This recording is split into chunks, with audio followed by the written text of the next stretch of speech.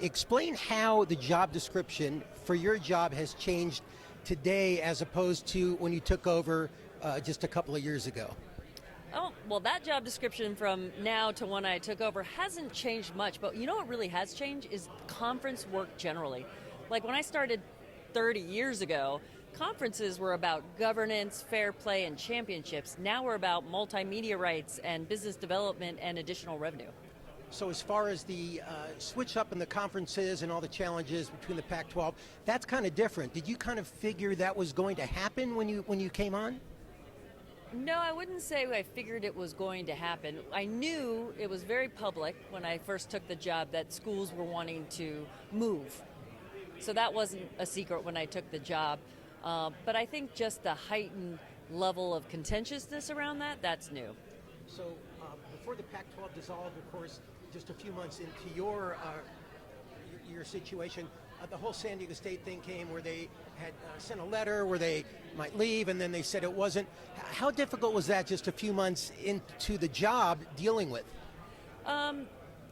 Difficult, not so much, because honestly our handbook, really our bylaws, policies, constitution, really outlined the steps on how to handle that. So it was really just applying the bylaws and our conference policy.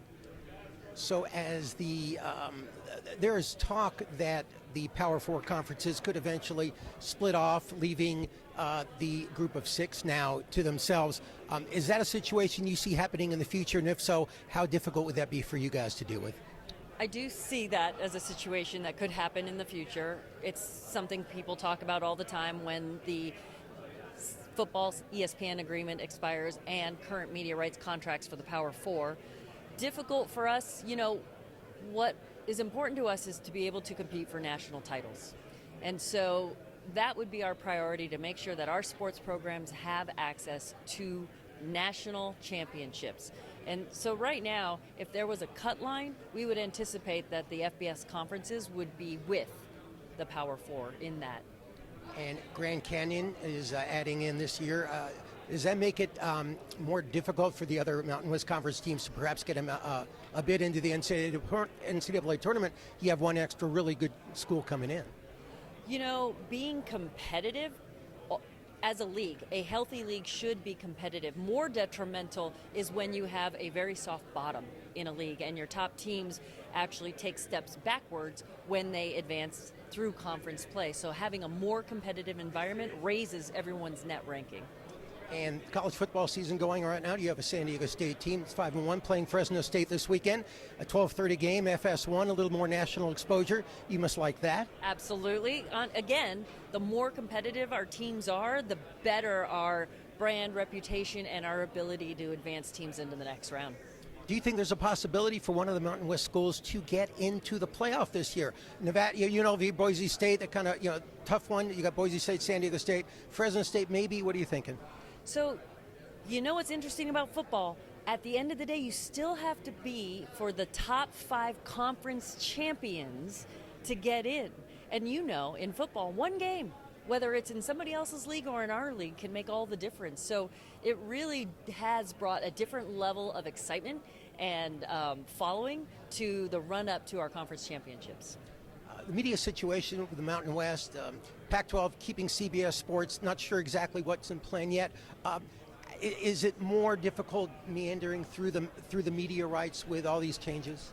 I think the most difficult one, the market was down for everyone who went to market this year, not just us in the Western region, but also legacy partners, CBS, Fox, ESPN. They picked up a lot of Western region inventory through their deals with other leagues, Big 12, Big 10, ACC, when the Pac-12 dissolved. So that probably has been the challenge, but we are weeks away from finalizing our media rights agreement, and we're really excited about it.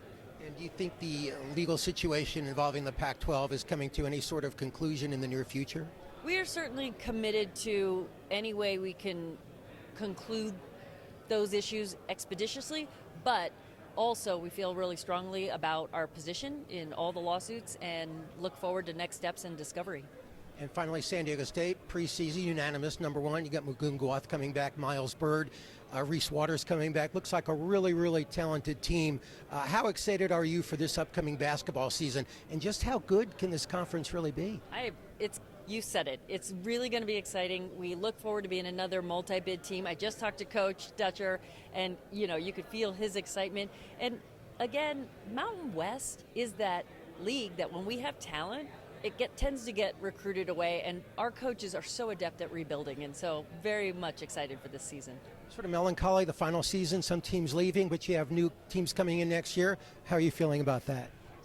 We are committed to staying in the moment, because what we are about is honoring our student athletes and our current membership and having the best possible experience in the championships and regular season that we can for them. So it's going to be a fun one. Terrific. Thank you so much. Thank you. Appreciate it.